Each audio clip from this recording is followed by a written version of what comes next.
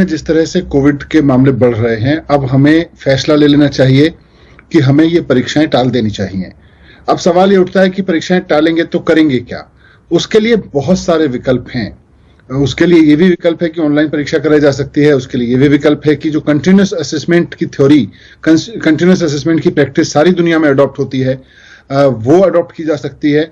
हम ही एक देश हैं, दुनिया के बड़े देशों में अगर बात करें तो हम ही एक देश हैं जो अपने बच्चों को साल के अंत में 3 घंटे की परीक्षा लेके पास करते हैं। बाकी सब लोग बच्चों का कंटिन्यूस असेसमेंट करते हैं और उसके बेस पर अगले क्लास में प्रमोट करते हैं। तो कोविड के वक्त में हम वो तरीका भी अपना सकते हैं। तो हमारे पास विकल्प तो बहुत हैं, पर एक बार ये हमें स्वीकार हो कि हम अपने बच्चों को परीक्षा केंद्र पर भेजें और परीक्षा केंद्रों को कोविड का हॉटस्पॉट बनाएं। ये रिस्क हमें लेना है कि नहीं लेना? हमारे हिसाब से नहीं लेना चाहिए। नहीं मनीष जी, देखिए इसमें कई दलीलें दी गई। मेरे ख्याल से आप क्योंकि सरकार में हैं, आपके सामने भी ये दलीलें आई होंगी। कुछ लोगों का जो ये कहना है कि इनको टाल देना चाहिए, और फिर जो लोग तर्क ये देते हैं कि इसको हो जाना चाहिए, उनका ये कहना है कि जैसे 12वीं की परीक्षाएं देख लीजिए, कॉम्पिटिटिव एग्जाम में देरी हो जाएगी।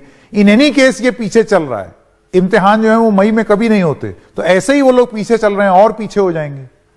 इसीलिए मैंने कहा कि ये जो हमारा तरीका है कि हम साल के अंत में एक परीक्षा लेंगे और उसमें सब कुछ पास या फेल करेंगे, ये बहुत ऑर्थोडॉक्स तरीका पहले से ही है। दुनिया के बहुत सारे देश पहले ही इसको छोड़ चुके हैं। हम अभी भी इसको चला रहे हैं। कोविड के समय भी हम ये कह रहे हैं कि साहब हम तो इसी तरीके से परीक्षा लेंगे।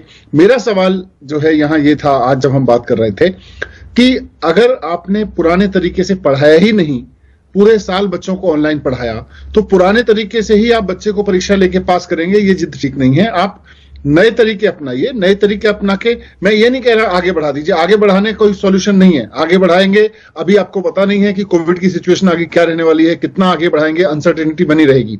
आप बच्चों के मन में भी जितनी एंग्जाइटी है, अनसर्टेनिटी है, उसको क्लियर करिए।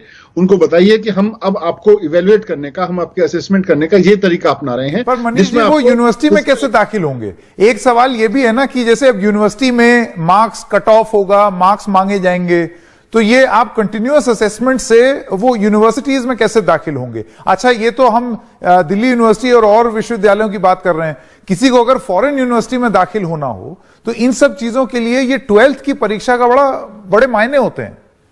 फॉरेन यूनिवर्सिटीज के लिए तो खास तौर से 12th की परीक्षा में आने वाले ग्रेड्स बिल्कुल मायने नहीं रखते। वो आपका एक अलग तरीके से असेसमेंट करते हैं। हमारे यहाँ IIT वगैरह जो एग्जाम लेते हैं, वो भी एक अलग तरीके का एग्जाम चल रहे हैं, उसको भी ऑनलाइन किया जाने की जरूरत है। लेकिन मैं कह रहा हूं टालने की जरूरत नहीं है। आप इसको कैंसिल करिए कि हम 3 घंटे की परीक्षा में बच्चे को इवेल्युएट करेंगे।